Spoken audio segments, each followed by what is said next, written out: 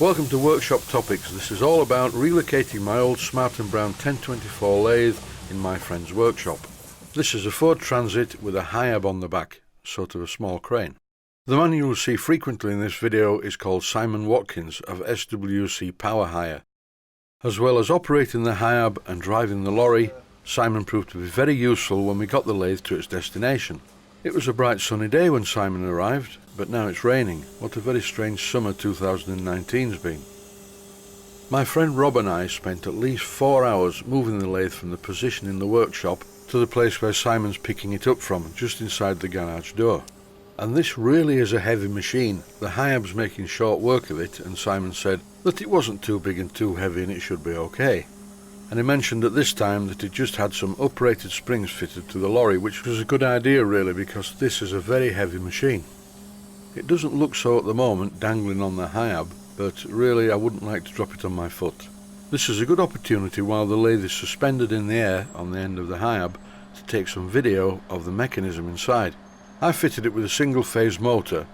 I made the pulley to take the two V-belts to match the two on the gearbox, and it's always worked very well. Here's a close-up if I can keep it still. I've owned this lathe for 23 years, and in that time it's done quite a lot of work, well, relative to my home workshop, and it's never given me 1 minute's bother. It just does the job. Some viewers may be thinking at this stage, well, if it's so good, why have you sold it? The reason is really because at the new place that I'm going to live in, access to the workshop is not quite as good as this. The ground outside the new workshop consists mainly of grass and soil, and I felt that backing a small lorry up to the workshop floor, up a gradient covered in grass, was possibly not a good idea. That's why I decided to sell the lathe to my friend Rob, who was patiently waiting at the other end for us to deliver it.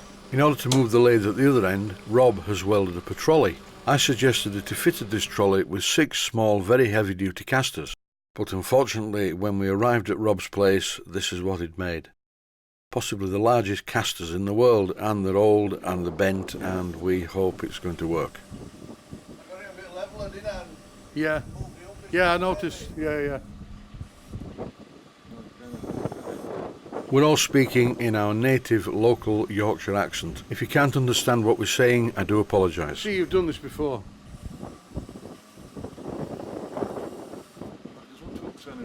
Huh? You what? Well, you'll see it video. Okay. I'll send you a link. Can you turn it round? Wait a minute. Hang on. What? It's right way around. Can you turn it round? No. Hey? No, it just goes in like that. God, you're a lot of use. I thought it was wrong way round. No, it's not. I thought you were putting it on this that's one. fine. Yeah, that's fine. Is that right way around? Yeah, sorry, is that me? Yeah. At this stage, you can put it where you want it. So hopefully. You get that up here, I'll drop it on and I'll keep hold of it. Yeah. That's the idea. I'll have to do that anyway because Yeah. I'm going to catch that. Yeah. If you bring that up, Rob, what's your fingers? that one, let's try if I can get this back edge in. Right, okay. He's got to get the back edge in there.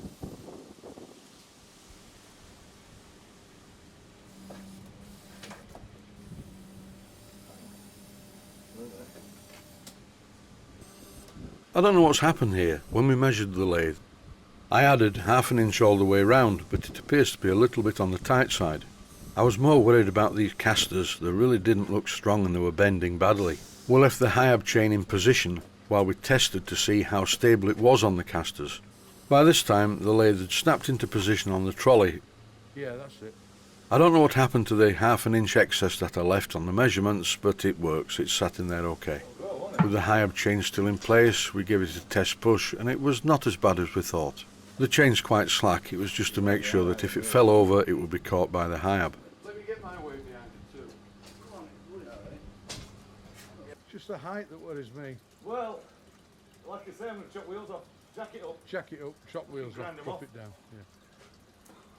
If we can get it that far. Well, I think so. Because it's smoother here, isn't it? Got a couple. At this point, Simon was doing the job above and beyond the call of duty.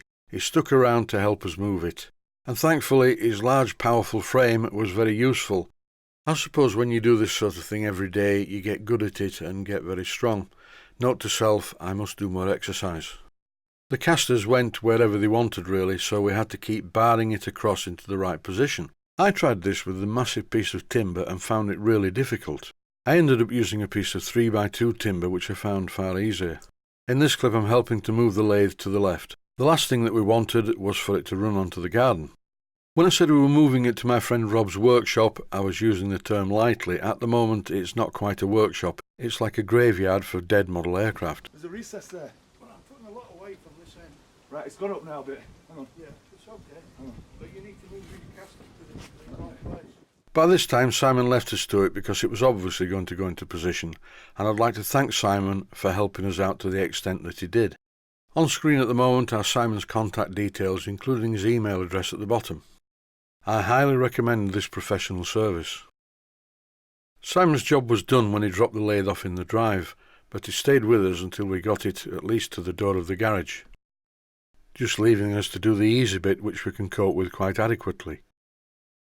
In this, the final part of the video, Rob is carefully levering the lathe into its final position up against the garage wall. Bar it from middle. What?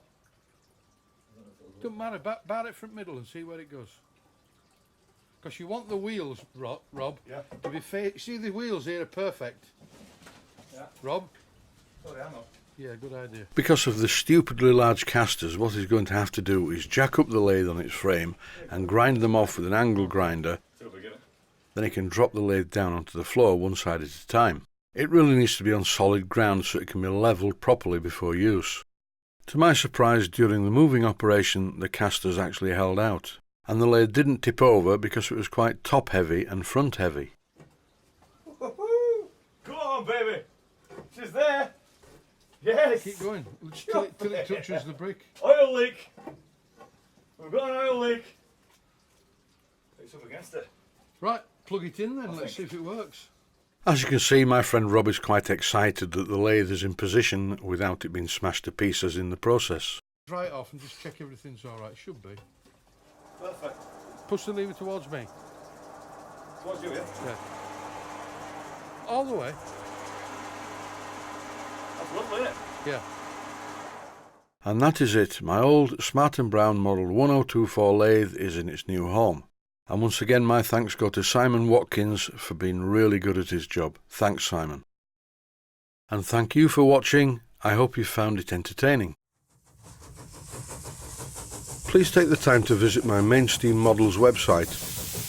Click on the section of the website that says Video Playlists.